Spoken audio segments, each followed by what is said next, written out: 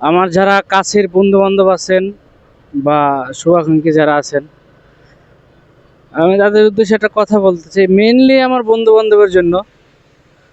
কারণ ইদানিং আমার নিয়ে সবাই আর কি একটু সমালোচনা করতেছে।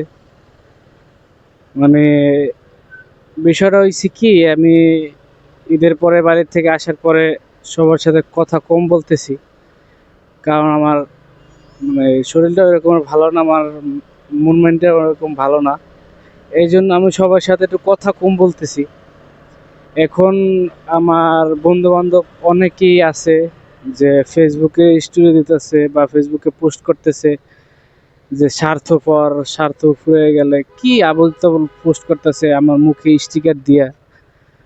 তো আমি তাদের উদ্দেশ্যে একটা কথা বলি, দেখো, তোমাদের চিন্তা ভাবনা তোমাদের, আমার চিন্তা ভাবনা আমার।